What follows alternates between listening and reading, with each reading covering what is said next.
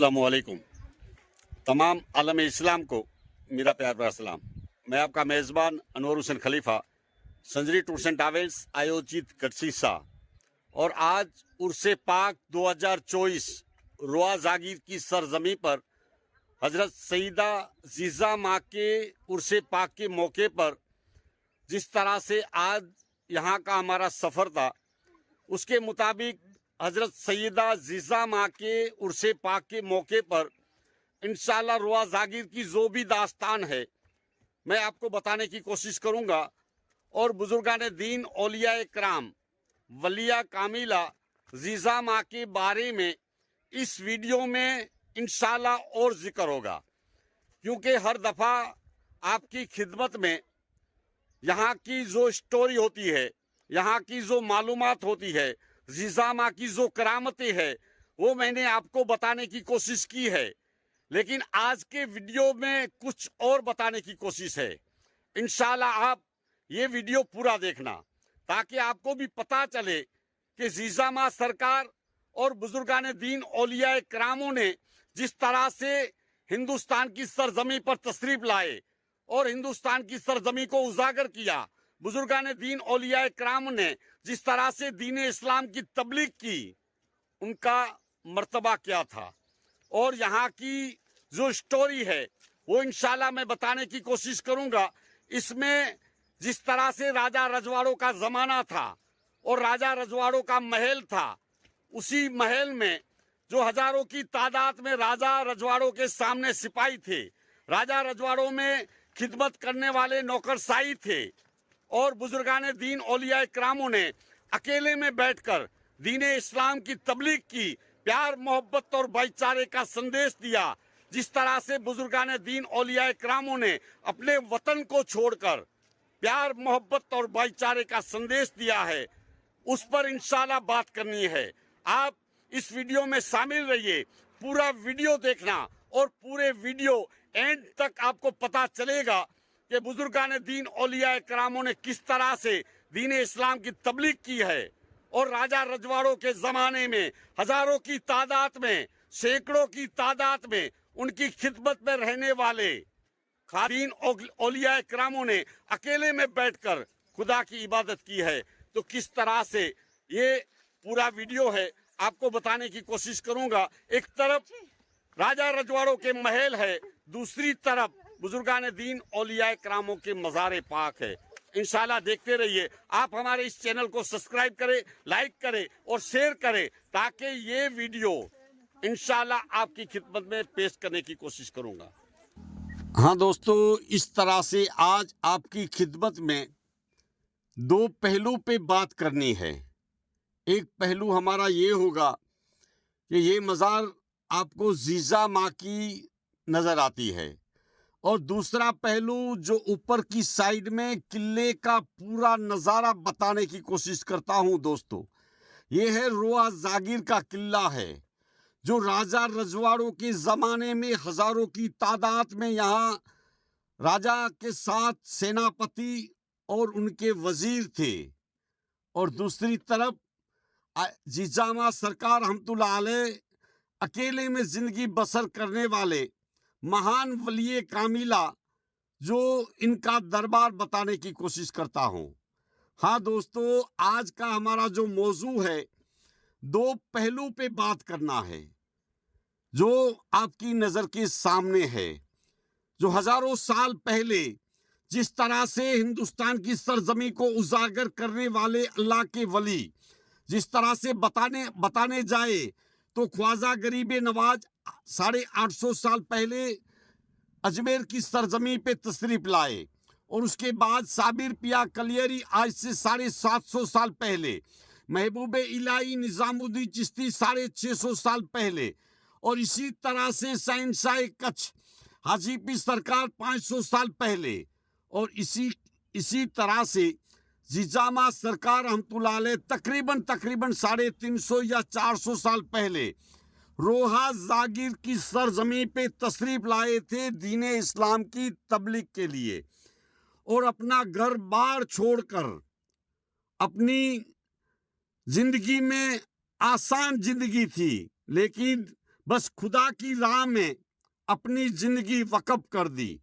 इसी तरह से हिंदुस्तान के सफ़र करने के लिए जिस तरह से नबी पाक सल्लल्लाहु ताला अलैहि वसल्लम का फरमान था कि आप जाइए, कच्छ की सरजमी को उजागर कीजिए। जीजामा सरकार रहमतुल्लाह अलैह अपने वालिद मोहतरम के साथ रोहा जागीर की सरजमी पे आती है और दीन इस्लाम की तबलीग किया करती थे। और उस दौर में अगर बताया जाए तो इनके साथ कोई ऐसा बड़ा मजमा नहीं था, इनके साथ कोई ऐसा बड़ा काफिला नहीं था, इनके साथ कोई ऐसे बड़े बड़े वजीर नहीं थे, कोई ऐसी सेनापति की फौज नहीं थी। बस अकेले में खुदा की इबादत किया करते थे। ना कभी खाने का मिलता, सूखी रोटी और पानी पीकर सब्र करने वाले अल्लाह के वली या अल्लाह के वलिया इसी तरह से अपनी जिंदगी बसर किया करते थे। कभी धूप, कभी छांव, कभी ठंडी, कभी बारिश का मौसम होता तो बस सब्र और शुक्र करके खुदा की इबादत किया करते थे। और दूसरी तरफ ये राजा रजवाड़ों के महल आपको बताने की कोशिश करता हूं। जो राजा रजवाड़े थे, उनकी फौज में हजारों की तादाद में सेनापति हुआ करते थे, हजारों की तादाद में नौकरशाही हुआ करती थी, हजारों की संख्या में जो राजा अगर फरमान करता तो लाखों की तादाद में लोग जमा हो जाते, क्योंकि राजा का फरमान है। और दूसरी तरफ अल्लाह के वली या अल्लाह के वलिया अकेले में जिंदगी बसर करने वाले। ये एक दोनों पहलू बताने की इसलिए कोशिश करता हूं दोस्तों कि राजा रजवाड़ों के ज़माने में जो राजा को 17 किस्म के खाने मिलते थे और नौकरशाही उन्हें खाने की जो सब मौजूद कर देते थे। इसी तरह से अल्लाह के वली या अल्लाह के वलिया अकेले में बैठकर सूखी रोटी और पानी पीकर सब्र किया करते थे। यह है अल्लाह वालों की जिंदगी। और राजा रजवाड़ों की जिंदगी किस तरह से थी, आराम से महल में आराम किया करते थे, हजारों की तादाद में सेनापति थे। आज क्या है, ये वीरान महल हमारी नजर के सामने आते हैं जो हम सिर्फ और सिर्फ तस्वीर या वीडियो बनाने में इस्तेमाल करते हैं। क्या वजूद रहा राजा रजवाड़ों का जो उस दौर उस जमाने में राज किया करते थे। और आज अल्लाह के वलियों का मर्तबा और इनकी शान क्या है, जो अकेले में जिंदगी बसर करने वाले, कभी खाना मिलता कभी ना मिलता, सूखी रोटी खाकर पानी पीकर सब्र करने वाले अल्लाह के वली या अल्लाह के वलिया। और आज इनकी शान क्या है, क्योंकि अल्लाह पाक ने कह दिया था, जाओ तुम मेरी इबादत करो, अकेले में बैठकर मुझे याद करो, खाना मिले या ना मिले पानी पीकर सब्र करो, लेकिन आने वाली कयामत तक तुम्हारे दरबार का चर्चा मैं कर दूंगा। इस तरह से अल्लाह के वली और अल्लाह के वलिया खुदा की इबादत किया करते थे और अकेले में बैठकर खुदा को याद किया करते थे। और आज हम देखते हैं कि हजारों की तादाद में नहीं, लाखों की तादाद में लोग दरबार में आया करते हैं और दुआ मांगने के लिए। जो परेशानियां होती है, या कोई बे औलाद होते हैं, या कोई परेशानी या कोई मुसीबत होती है, तो अल्लाह के वली या अल्लाह के वलिया के दरबार में आते हैं अपने मुसीबत का हाल सुनाने के लिए। ये है जिंदगी अल्लाह वालों की, जो अपनी हयाती जिंदगी में ऐसो आराम की जिंदगी छोड़ दी, राजपाट छोड़ दिया, सूखी रोटी खाकर पानी पीकर सब्र करने वाले अल्लाह के वली और अल्लाह के वलिया। तो अल्लाह पाक ने उन्हें इतना मशहूर कर दिया, आने वाली ता कयामत तक यकीनन इनके दरबार में लोग हजारों की तादाद में नहीं, लेकिन लाखों की तादाद में लोग आते रहेंगे। ये नज़ारा रोहा जागीर की सरजमी का है। जहां रोहा जागीर के किले पर राजा रजवाड़ों का जमाना था, उसी जगह पर जीजा माँ का मुकद्दस दरबार है।